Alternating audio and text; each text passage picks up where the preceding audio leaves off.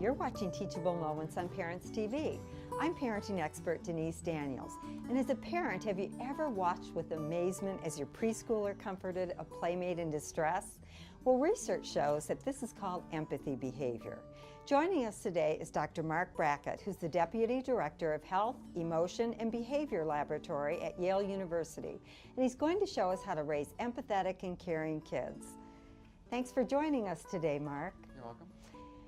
I just heard a staggering statistic that 30% of children entering kindergarten lack the social and emotional skills to be successful. What do you think about that? Well, it's saying that we need to get started in teaching these kids how to become more socially and emotionally skilled.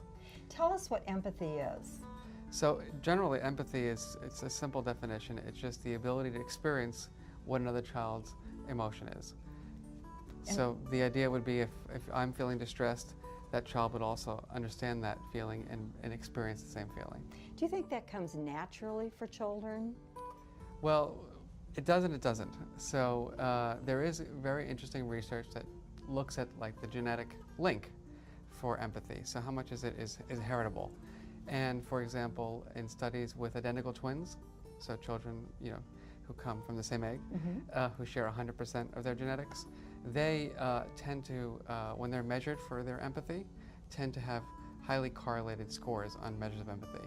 Whereas fraternal twins who are completely separate, just like any brother and sister, actually there is no correlation. So it is showing there's some genetics to it. So if emotions are a child's first language, how do you recommend beginning to teach children about empathy? And at what age do you feel that parents should really begin teaching these skills? Well, because it involves the idea of experiencing another child's emotions, it's not something that can really be taught very early on.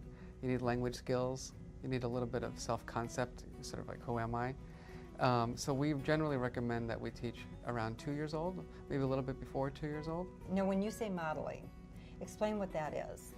It means demonstrating the behaviors that you want the children to do. So for example, let's say you wanted to teach your child a little bit about sadness and about what it means to feel someone else's sadness. You might use a character in a book, or you might use a character in a television show that they're watching who has been sad. And you might ask them to think about that character and say, do you remember how this character felt when she was crying, when he was crying, and remember how his body looked and all that?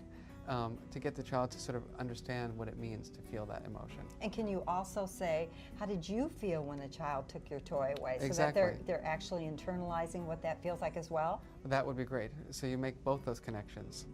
Mark, can you tell us what some of the skills are to teach empathy? Sure. Well, remember what I said, which was that empathy is about having the ability to experience another person's emotions, or a child to experience another person's feelings. So in order to be able to do that, there are a lot of underlying skills, and that's the research that I do, is to look at what are those skills that make children empathic.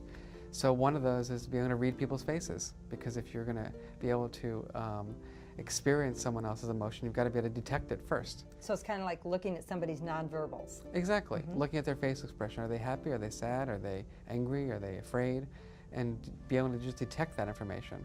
The second is understanding it, knowing why. What is the reason behind it?